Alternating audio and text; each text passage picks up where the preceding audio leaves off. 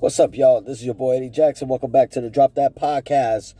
Well, this episode is brought to you by Laidback TV, okay? Over 10,000 channels, movies on demand, every sports channel. You can get all your HBOs, all your languages, and you can go on laidbacktv.com. It's on your screen, so you can see how you can download it on your iPhones, your Androids, and your Fire Sticks, okay?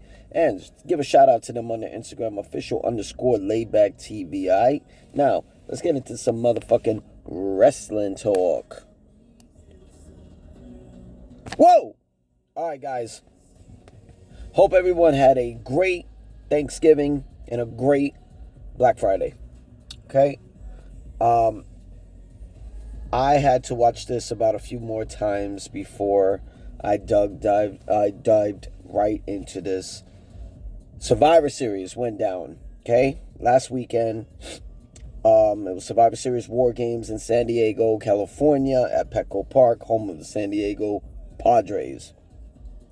We are going to rate every match. We are going to let you know who had the top entrance, ring gear, MVP of the match, MVP of the night, and match of the night. Excuse me. First match, we had Rhea Ripley, Io Sky, AJ Lee, Charlotte Flair, and Alexa Bliss versus Becky Lynch, Asuka, Kairi Sane, Nia Jax, and Lash Legend. I thought this was a mismatch from the beginning, but it was pretty entertaining in some facet. It just had a very slow start. Rhea, Io, AJ, Charlotte, and Alexa got the win. Apparently, this was not a tap by Becky. She said she was calling her people in, but with Jessica Carr, it's too late. So, shout out to Rhea, Io, AJ, Charlotte, and Alexa, the dream team of that match. I rated at a 3.5 out of 5, so is what it is. Moving on. John Cena defending the Intercontinental Championship against former IC champ and AAA Mega Champion Dirty Dom Mysterio. I rated this a fucking 5-star match. I was going to rate it a 4. It had a little slow start, but the thing is, it kept me guessing and guessing. Holy shit. Dom's injured. They're going to end the match this way. Nope. Roxanne, interfere. It's going to end this way. Nope. John Cena get in the attitude adjustment. Nope. Finn, JD jumping in. Is it going to finish? Nope. The return of Liv Morgan. Holy shit. I felt she was going to return, but I thought it was going to be at the Royal Rumble. But kudos to her. An early return is dope. It keeps things interesting in the Judgment Day, definitely, I would have to say. What I noticed, basically, is that they're taking pretty good easy of her. You know, they're taking it easy on her when it comes down to the activity in the ring. So, I get it. But Dirty Dom is the new 2-time Intercontinental Champion, which I thought, if you saw the last episode, I thought it made no sense for John Cena to carry the Intercontinental title over to his final match, December 13th. You'll never see the Intercontinental title in between those dates. We're not going to see John until December 13th anyway, so it didn't make sense. So, but I love the way they did it. You know what I'm saying? They gave us, instead of one match what the crowd wanted, they gave us 2 matches with Cena and Mysterio. So, shout out to them. I rated at a 5-star. So, easily. Stephanie Vacar taking on Nikki Bella for the Women's World Championship. I thought this match made no fucking sense to even begin with. Nikki Bella is pretty good as a heel. Don't get me wrong. But I don't get it, to be honest. I really don't get it. She lost to Raquel. She lost to Roxanne. Hell, she lost to Becky Lynch, challenging for the IC title. Fuck she do for a women's world title? I mean, she really believes she's going to be world champion, beating somebody like Stephanie in her prime? Or she just wanted to be the match right after her ex, John Cena? I don't know. Anyway, I rated that a 2.5. So hopefully now that Liv's back, they give Stephanie more intriguing matches and intriguing storylines now. So let's see. Main event. It was the men's War Games match. Roman Reigns, undisputed WWE. I'm sorry. Let me give a proper introductions. The original OTC Tribal Chief Roman Reigns, undisputed WWE Champion Cody Rhodes, World Heavyweight Champion CM Punk, main event Jey Uso and Big Jimmy Uso, taking on the Beast Incarnate Brock Lesnar, the Scottish Warrior Drew McIntyre, the Big Dog Braun Breaker, the Tribal Thief Bronson Reed, and the Maverick Logan Paul.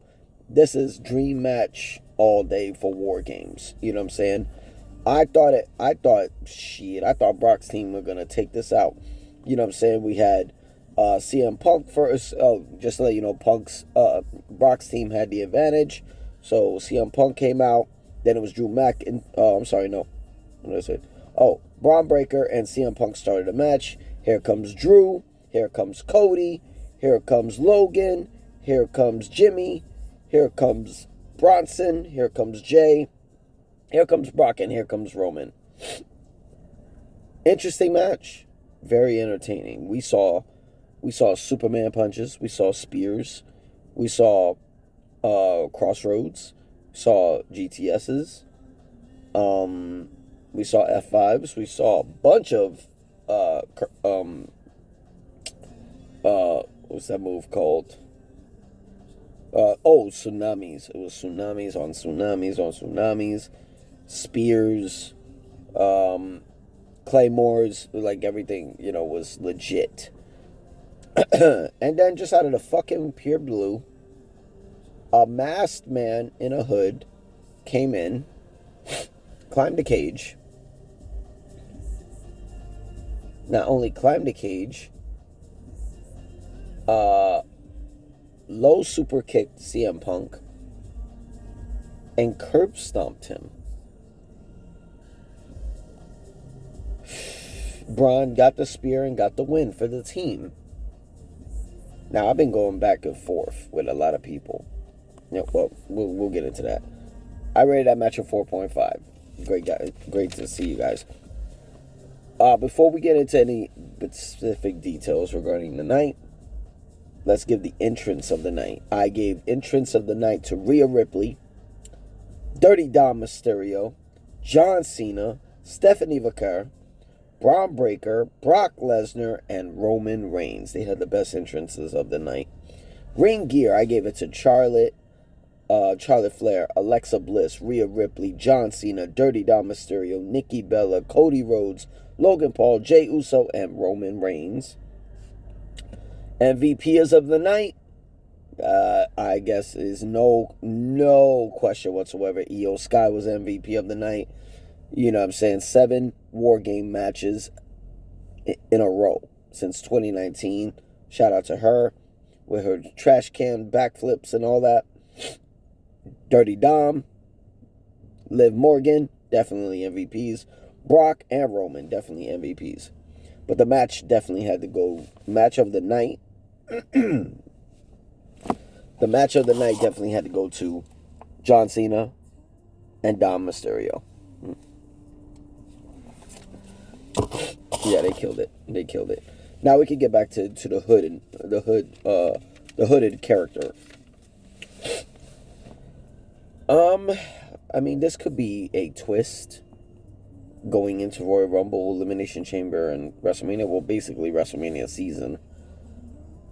I don't think we're gonna get who the masked man is until 2026, early, January most likely. Excuse me. Most likely 2026, early January, I would say. Because we still got Saturday night's main event in Montreal. Someone told me they think it's Jon Moxley. Personally, and they think it's Jon Moxley due to the form, the way they were standing. I personally don't think, I thought it could be, because that's a good point. The posture does look like it's John, but legally it can't happen. Ethically, it can't happen.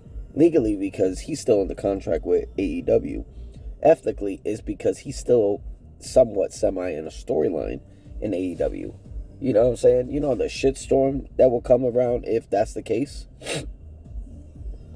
But it kind of seemed like it. Some people think it could be Seth Rollins. You know what I mean? Twisting back into the storyline. I mean,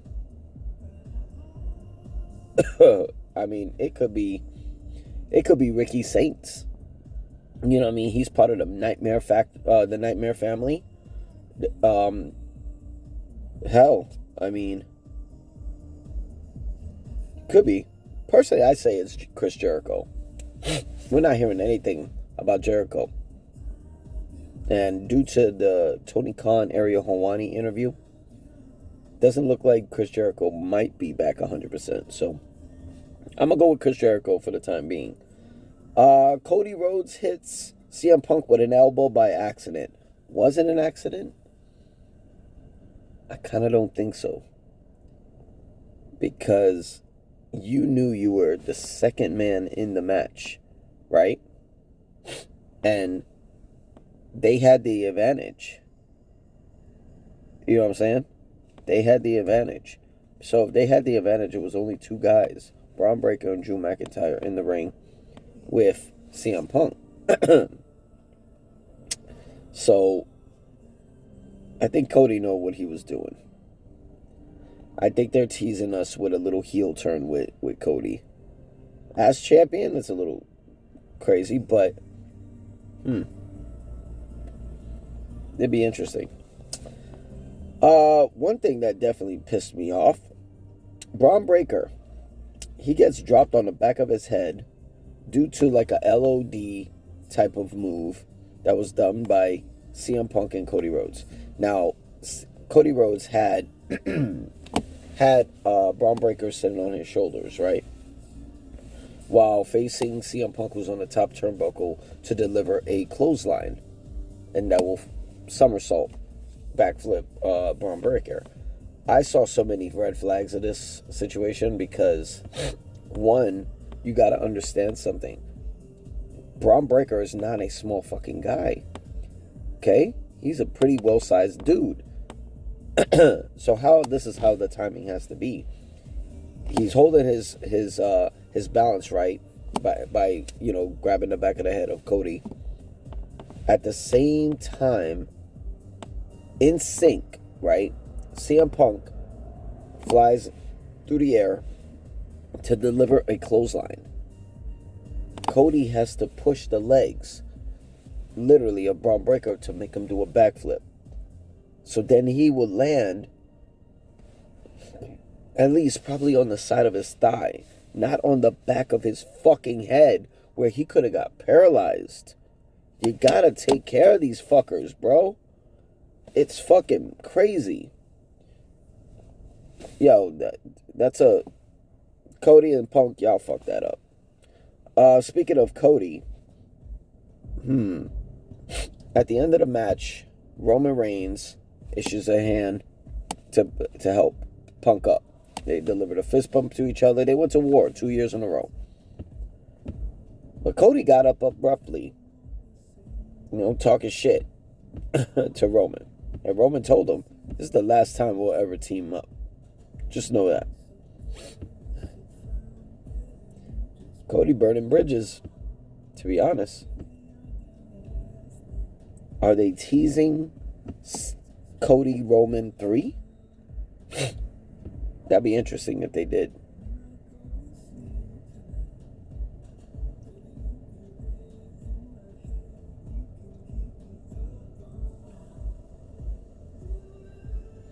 That'd be very interesting if they do that.